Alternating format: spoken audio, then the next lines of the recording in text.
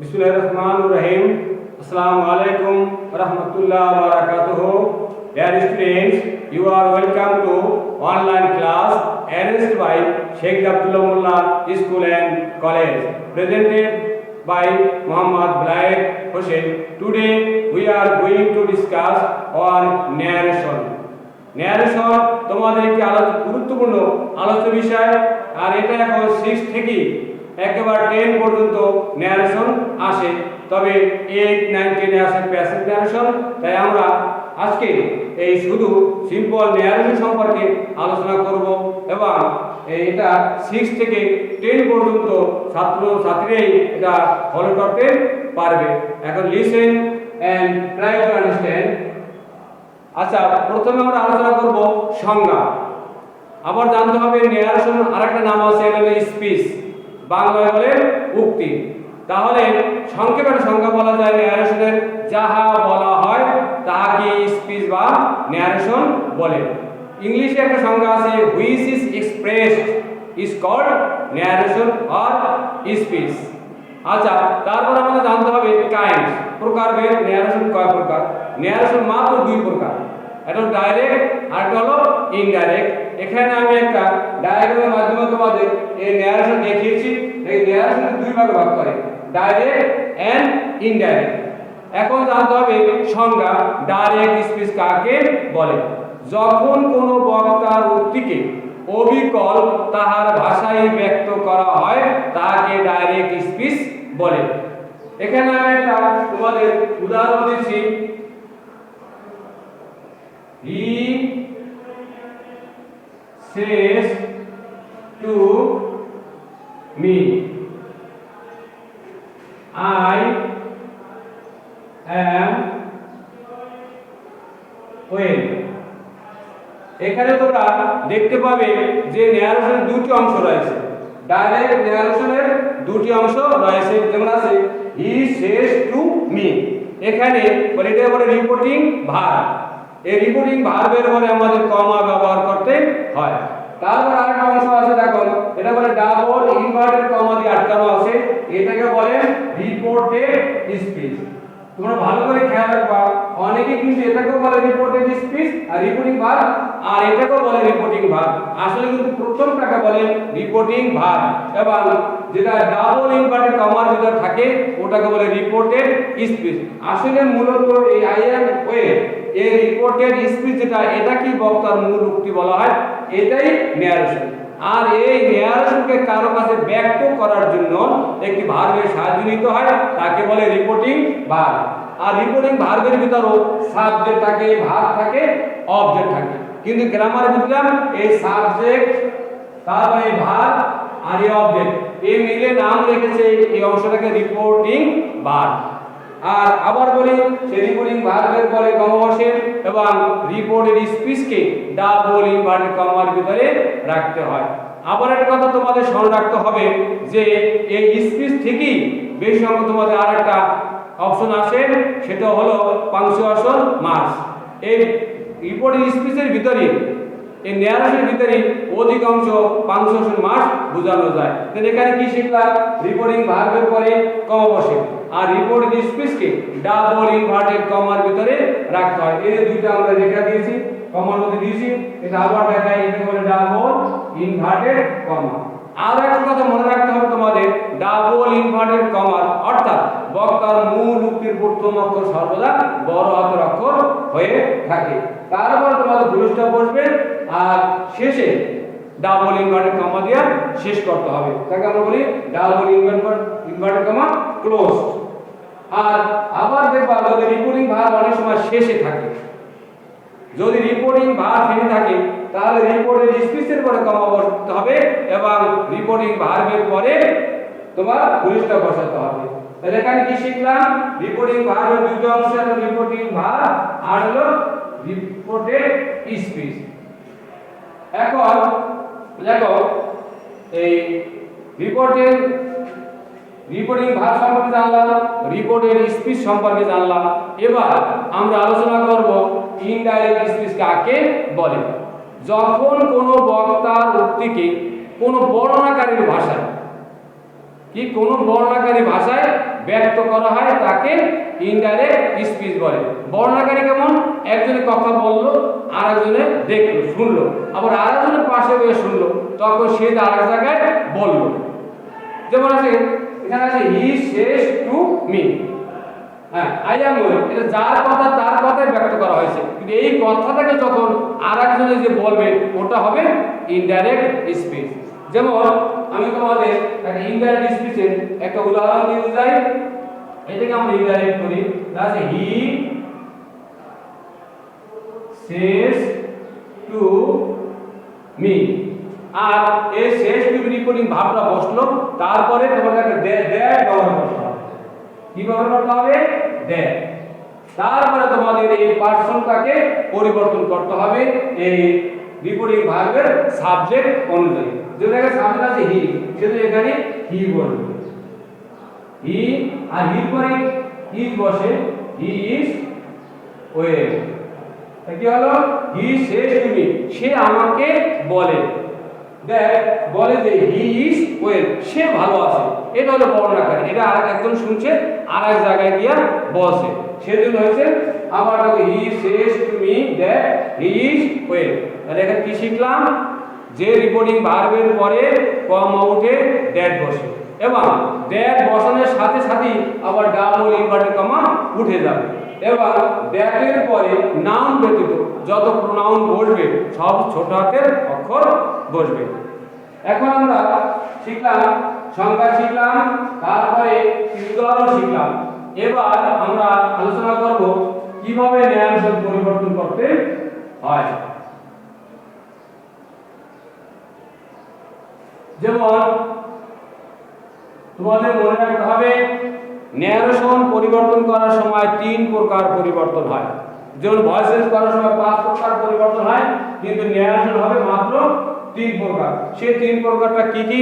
1 নম্বর হলো পার্সন পরিবর্তন, 2 নম্বরে ভার্বের টেন্স পরিবর্তন, 3 নম্বরে নৈকট্যবাচক ওয়ার্ডের পরিবর্তন। এখানে দেখো 1 নম্বর কি হবে? পার্সন পরিবর্তন।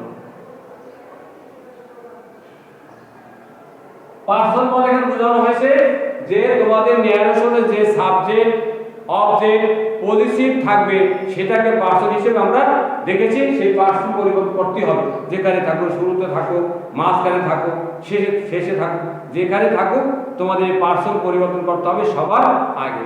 2 নম্বর হলো টেন্স পরিবর্তন, ভার্বের টেন্স পরিবর্তন। 3 নম্বরে নৈকট্যবাচক নিয়ারেস্ট ওয়ার্ড, নিয়ারেস্ট ওয়ার্ড মানে নৈকট্যবাচক ওয়ার্ডের পরিবর্তন, নিকট থাকলে তা দূরে যেতে হবে, দূরত্ববাচক ওয়ার্ডের পরিবর্তন হবে। এই 3টা পরিবর্তন হবে, আর অন্য কোনো ওয়ার্ডের পরিবর্তন হবে না। এবার আমরা একটু পার্সন পরিবর্তন নিয়ম সম্পর্কে আলোচনা করব, কিভাবে পার্সনটা পরিবর্তন হবে। 1 নম্বরে মনে রাখবা যে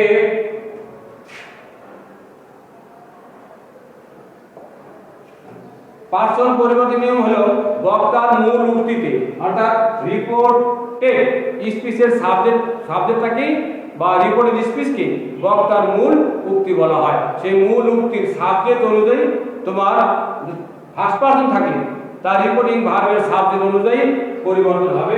যেমন এখানে আমরা উদাহরণ দেখাই, হি সেজ টু ইউ, সে তোমাকে বলে, না I am a student.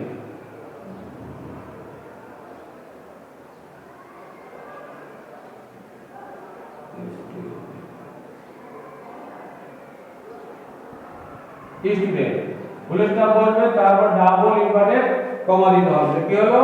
He says to you I am a student, আমি একজন ছাত্র। এটা হলো রিপোর্টিং ভার্ব, আর এটা রিপোর্টেড স্পিচ। তো পূর্বে বলেছিলাম রিপোর্টেড স্পিচের বক্তার মূল উক্তি যদি ফার্স্ট পারসন থাকে, ফার্স্ট পারসন কি কি? I, we, our, us, my, me. এই ফার্স্ট পারসন থাকলে তার রিপোর্টিং ভার্বের সাবজেক্টকে ফলো করবে, অর্থাৎ সাবজেক্ট অনুযায়ী পরিবর্তন হবে। তাহলে আমরা কি করব? এখানে করব রিপোর্টিং ভার্ব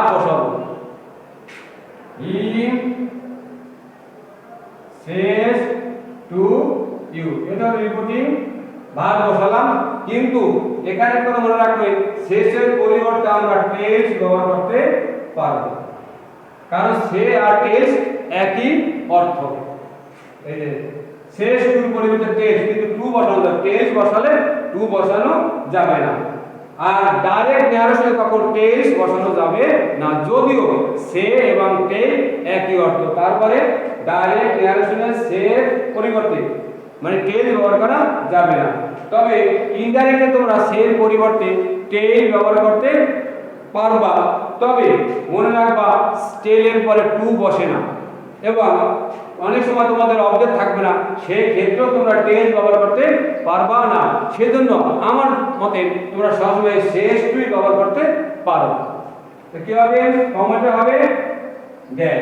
তো বলেছিলাম এগুলো ফার্স্ট পারসন, সেজন্য সাবজেক্টকে ফলো করবে। সাবজেক্ট হলো কি? হি।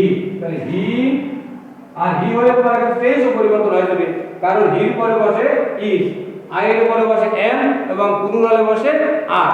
এখন পর্যন্ত আমরা টেন্স পরিবর্তন নিয়ম আসি নাই, সেই জন্য কোনো টেন্স পরিবর্তন হবে না। তবে বলতে পারো স্যার এখানে ইজটা কি? Am, is, are, present indefinite tense কি বোঝায়, তবে পার্সন ভেদে এগুলার একটু ব্যবহার আলাদা হয়ে থাকে। তো পূর্বে বলেছিলাম শুধু আই এর পরে কি বসে? এম বসে। হি এর পরে সিঙ্গুলারে ইজ এবং প্লুরালে আর বসে, তাহলে হি ইজ। আর এখানে স্টুডেন্ট থার্ড পারসন পরিবর্তন হয় না, সে সম্পর্কে আমরা পরে আলোচনা করব, তারা ভুলেটা করব। এই গেল তোমাদের পার্সন পরিবর্তনের নিয়ম। তারপরে আছে তোমাদের সেকেন্ড পার্সন। পার্সন তিন প্রকার: first person, second person, third person. তাহলে আমরা ফার্স্ট পার্সন গেল, এবার আসো সেকেন্ড পার্সনে। যদি সেকেন্ড পার্সন পরিবর্তন হবে বক্তার মূল উক্তিতে যদি ইউ থাকে, মানে সেকেন্ড পার্সন থাকে ইউ বা ইওর। সেকেন্ড পার্সন কি? এই দুইটাই আমাদের সেকেন্ড পার্সন, একটা হলো ইউ আর হলো ইওর। যদি ইউ বা ইওর থাকে তাহলে রিপিটিং ভার্বের অবজেক্টকে ফলো করবে, অর্থাৎ অবজেক্ট অনুযায়ী পরিবর্তন করতে হবে। আমি যদি একটু উদাহরণ দিই, আবার দেখো, হি says to me, you are honest, you are honest। Full stop বসবে, তারপর ডাবল ইনভার্টেড কমা বসবে। এভাবে তোমাদের রিপোর্টিং ভার্ব, এটা রিপোর্টের স্পিড। এখানে সেকেন্ড পারসন আছে, তা আমরা আগে রিপোর্টিং ভার্বটা যদি অপরিবর্তিত আমরা বসে, সেটা আমরা বসিয়ে নেই। হি সেজ টু মি, কমাটা কবে কি? কমা হবে দ্যাট হবে। তারপরে এই ইউ বলছিলাম এই সাবজেক্ট অনুযায়ী অবজেক্ট অনুযায়ী পরিবর্তন হবে, রিপিটিং ভার্বের অবজেক্ট অনুযায়ী পরিবর্তন হবে।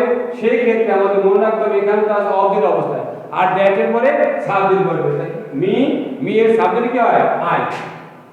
কিন্তু এখানে আবার এই টেন্স ভুলে যাবে, আই এর পরে এম বসে, I am honest, I am honest। এই গেল বক্তার মূল উক্তিতে সেকেন্ড পারসন থাকলে তা রিপোর্টিং ভার্বের অবজেক্টকে ফলো করে। এবার দেখা হলো থার্ড পারসন। আর থার্ড পারসন কি?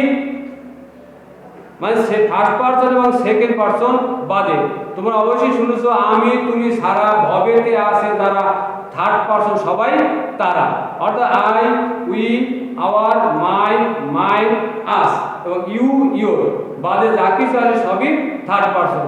তার ভিতরে দুইটা ভাগ আছে, থার্ড পারসন সিঙ্গুলার নাম্বার আর থার্ড পারসন প্লুরাল নাম্বার। সে থার্ড পারসন থাকলে পরিবর্তন হবে না, যে অবজেক্ট থাকে সেই অবজেক্ট হবে, যে সাবজেক্ট থাকে সেই সাবজেক্ট হয়ে বসতে পারবে, এবং তোমার ওই পজিটিভ থাকলে ওই পজিটিভ অবস্থায় বসবে। এখানে একটা উদাহরণ দেওয়া যাক, হি says to him, কমা বসবে না, she is a liar। এখানে কি হলো? এটা গেল রিপোর্টিং ভার্ব। এই রিপোর্টিং স্পিচে কি আছে তা আমরা আগে রিপোর্টিং ভার্ব পরে এখানে হি আমরা টেলস দিব, টেলস হিম। আমরা এখানে টেলস এর পরে টু বসে না, সেজন্য আমরা টুটাকে ওমিট করে দিয়েছি। এবার বসবে কি কমোটে দ্যাট, দ্যাট এবং এখানে আছে সি থার্ড পারসন। এই থার্ড পারসন কোনো পরিবর্তন হবে না, আর সেজন্য এখানে পারসনটার কোনো টেন্সের কোনো পরিবর্তন হবে না। তো গেল কি he tells me him that she is a liar. সে তাকে বলল যে সে মানে মেয়েকে বুঝাইছে, মহিলাকে বুঝাইছে শি ইজ এ লায়ার, সে একটি মিথ্যাবাদী। এই গেল আমাদের পারসন পরিবর্তন। যে অসংখ্য থার্ড পারসন আছে যেমন সি, হি, হার, হিজ, হিম, দে, দেয়ার, দেম এবং যত সব নাম আছে, স্থানের নাম, ব্যক্তির নাম, বস্তুর নাম, সব ক্ষেত্রেই এগুলো পরিবর্তন আর হবে না। এবার আমরা আসো গেল আমাদের পারসন পরিবর্তন, তিনটা পারসন পরিবর্তন হয়ে গেল। এবার আমরা আলোচনা করব টেন্স সম্পর্কে। টেন্স নেয়ার আসলে তোমরা দেখেছো টেন্সটাই গুরুত্বপূর্ণ জিনিস। এটা আমরা প্রথম স্বাভাবিকভাবে একটু প্রাথমিকভাবে আলোচনা করিলাম। এখানে আসো টেন্স পরিবর্তনের নিয়ম। এই 2 নম্বরে লিখতে পারি টেন্স পরিবর্তনের নিয়ম। টেন্স পরিবর্তন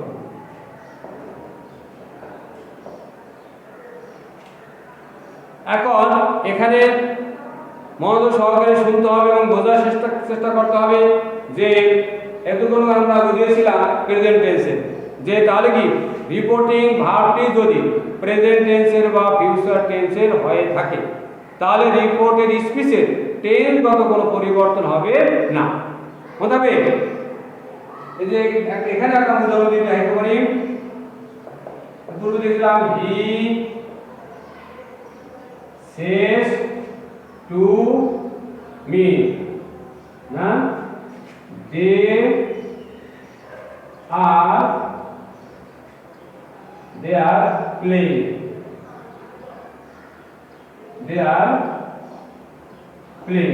এখানে রিপোর্টিং ভার্ব প্রেজেন্ট টেন্সে।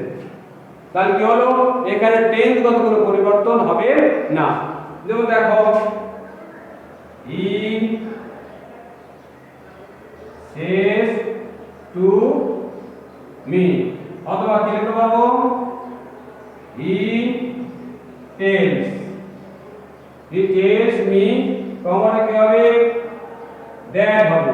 আর এখানে দে থার্ড পারসন, সে থার্ড পারসন পরিবর্তন হবে না, সে দেই হবে।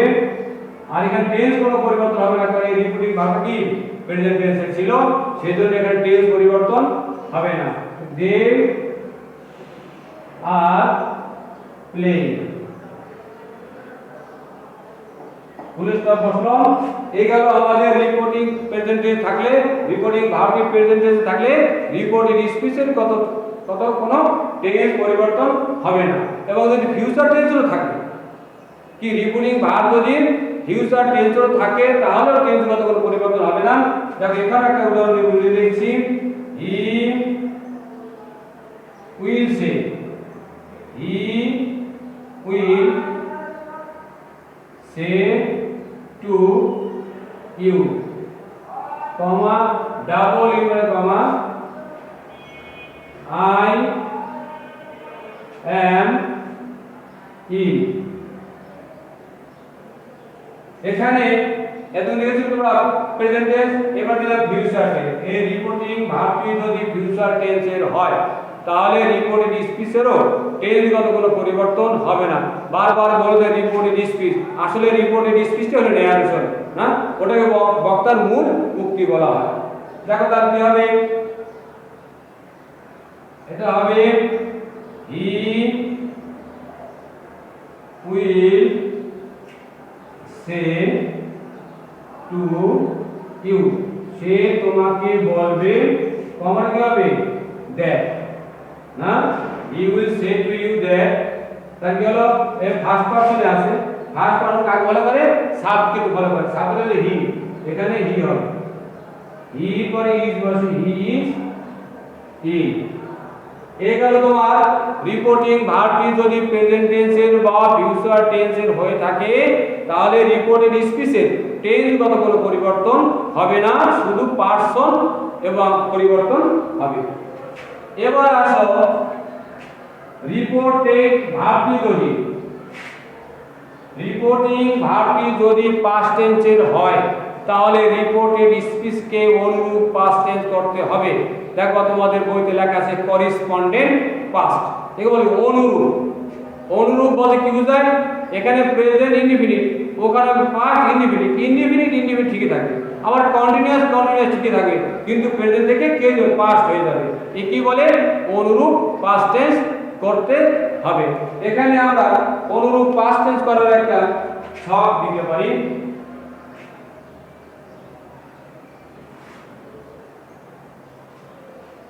যেমন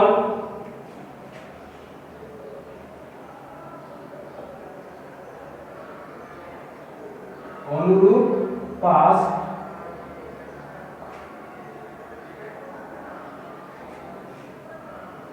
টেন্স করার নিয়ম। এটা এখানে অনুরূপ পাস্ট টেন্স করার একটা নিয়ম। যেমন এখানে আছে তোমাদের একটা শব্দের মধ্যে ডাইরেক্ট, আমরা এখানে রাখলাম ইনডাইরেক্ট।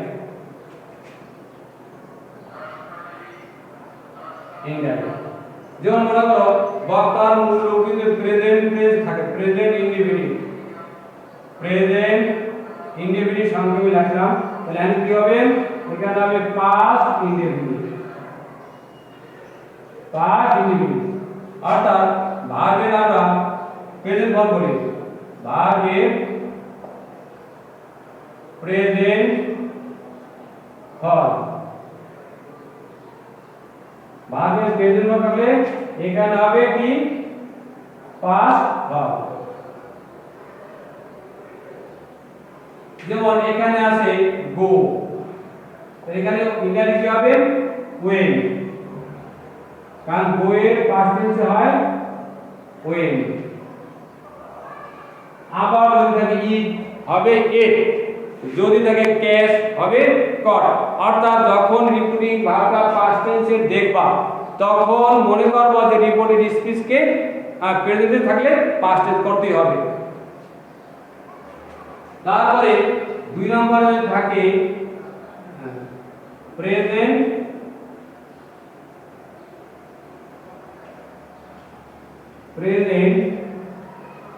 কন্টিনিউয়াস, মানে কি হবে? এই পাস্ট কন্টিনিউয়াস কি? প্রেজেন্ট ইনডিফিনিট থাকলে পাস্ট ইনডিফিনিট, প্রেজেন্ট কন্টিনিউয়াস থাকলে পাস্ট কন্টিনিউয়াস। একই বলে তোমার অনুরূপ, এখানে কন্টিনিউয়াস কিন্তু ঠিকই আছে।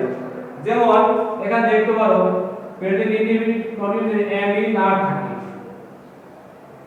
ইজ আর থাকে, শুধু পার্সন পরিবর্তন করার পরে তোমরা যদি এম ইজ আর থাকলে এখানে ওয়াজ ওয়্যার করবে, ওয়াজ অথবা ওয়্যার পার্সন অনুযায়ী ওয়াজ ওয়্যার বসাতে হবে। তারপর যদি থাকে 3 নম্বরে দিলাম, এটা থাকে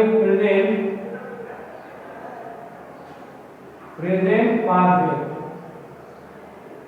থাকলে হবে কি? Past perfect. এই পারফেক্ট ঠিকই আছে, পাস্ট পারফেক্ট। অর্থাৎ কোথায় present indefinite, past indefinite, present continuous, past continuous, present perfect continuous.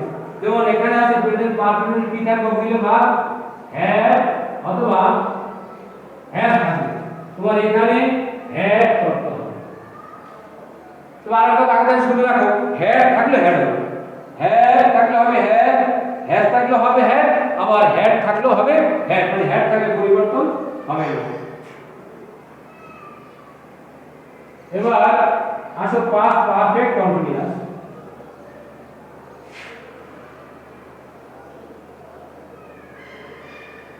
আমরা উদাহরণ দিয়ে বুঝাতে পারতাম আরো, কিন্তু আমরা উদাহরণ দিয়ে আবার পরে বোঝাবো। এবার আমরা তিনটে লিখেছি, এবার হলো 4 নাম্বার হলো past perfect continuous, sorry, present perfect continuous, present perfect continuous, এখানে থাকলে হবে past perfect continuous। যেমন এই প্রেজেন্ট পারফেক্ট কন্টিনিউয়াস টেন্সে থাকে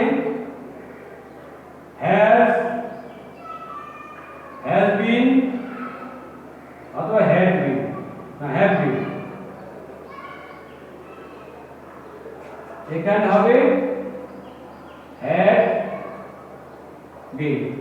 তাহলে আমরা টেন্স আকারে বুঝালাম কি যদি প্রেজেন্ট পারফেক্ট কন্টিনিউয়াস থাকে হবে পাস্ট পারফেক্ট কন্টিনিউয়াস, অর্থাৎ এটা না জানলেও চলবে, কারণ আমরা জানি কি হ্যাড থাকলে কি হবে হ্যাড হবে, প্রেজেন্ট পারফেক্ট টেন্সের মতো হ্যাড হবে, আর ওখানে বিন থাকবে ওখানে বিন বসাবো, তাহলে কি থাকবে মনে হবে এটা জানলে চলবে যে হ্যাজ হ্যাড থাকলে হ্যাড হবে।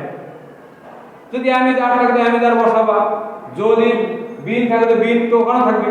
অতএব তোমার এই প্রেজেন্ট পারফেক্ট কন্টিনিউয়াস সম্পর্কে না জানলেও চলবে, শুধু হ্যাড থাকলে তোমরা হ্যাড থাকলে হ্যাজ থাকলে হ্যাড বসিয়ে দিতে হবে। এবার আসো 5 নম্বর দিয়া পাস্ট ইনডিফিনিট। পাস্ট ইনডিফিনিট কি হবে, এই পাস্টই থাকবে তবে পারফেক্ট হয়ে যাবে, পাস্ট পারফেক্ট বুঝবে। পাস্ট ইনডিফিনিট থাকলে আবার প্রেজেন্টে যাবে, অনেকে মনে করে প্রেজেন্টে যাবে, আসলে প্রেজেন্টে থাকবে না, পাস্ট থাকলে পাস্টের ভিতরে থাকবে, তো ইনডিফিনিট থেকে পারফেক্ট হয়ে যাবে। আমরা জানি পাস্ট ইনডিফিনিট কি থাকে, দুই থাকলে এখানে রাইট না রোড, রোড এখানে হয়ে যাবে কি পাস্ট পারফেক্ট হয় হ্যাড রিটেন,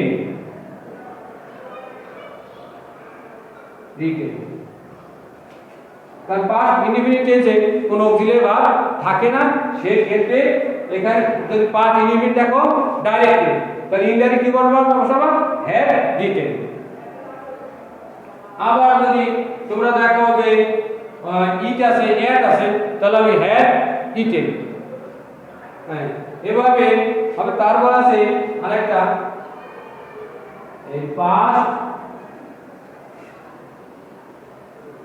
পারফেক্ট কন্টিনিউয়াস থাকতে হবে না, পাস্ট পারফেক্ট শুধু, যদি পাস্ট পারফেক্ট থাকে না পাস্ট কন্টিনিউয়াস, সরি কি হবে পাস্ট কন্টিনিউয়াস থাকলে কি হবে পাস্ট পারফেক্ট কন্টিনিউয়াস।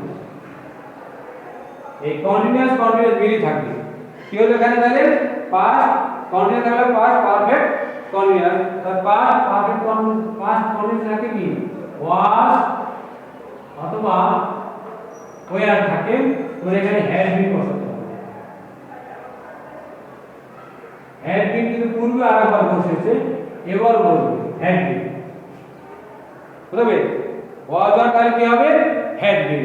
যে যদি তোমরা টেন্স নাই জানো, সেই অক্সিলারি ভার্বগুলো দেখো, টেন্স দেখো, তোমরা ন্যারেশন পরিবর্তন করতে থাকবা। যেমন আবার বলি যে প্রেজেন্ট থাকলে কি করবা পাস্ট ইনডিফিনিট করবা, প্রেজেন্ট থেকে পাস্ট ভার্ব। যদি থাকে এম ইজ আর, ওটাকে বানাবা ওয়াজ ওয়্যার। যদি থাকে হ্যাভ হ্যাজ, করবা হ্যাড। আবার যদি হ্যাড থাকে হ্যাডকেও করতে হবে হ্যাড। যদি তোমাদের ওয়াজ ওয়্যার থাকে তাহলে হবে হ্যাড বিন। আর 6টা টেন্স রয়েছে, ওগুলা টেন্স ন্যারেশন হয় না, ওই টেন্সটা কোনো পরিবর্তন হয় না, যা থাকবে তাই হবে। এগুলো তোমাদের টেন্স পরিবর্তনের নিয়ম। এরপরে আমরা এগুলো সম্পর্কে আরো কিছু আলোচনা বিষয় নেক্সট ক্লাসে করব, এবং ভালোভাবে তোমরা এই ন্যারেশন ক্লাসগুলো দেখবা, এবং যদি বুঝতে সমস্যা হয় তাহলে বারবার টেনে টেনে দেখবা। লেখা বুঝতে সমস্যার কথা সব বলে দিয়েছি, এগুলো ভালোভাবে খেয়াল করবা এবং বেশি বেশি প্র্যাকটিস করবা। নেক্সট ক্লাসে আমরা আলোচনা করব কিভাবে মোরাল পরিবর্তন করে, তারপর নৈকট্যবোধ ওয়ার্ড পরিবর্তন করে, হ্যাঁ, আর এগুলো তোমাদের আলোচনা করে, এটা তোমাদের বাড়ির কাজ। That's for all the best. Thank you very much.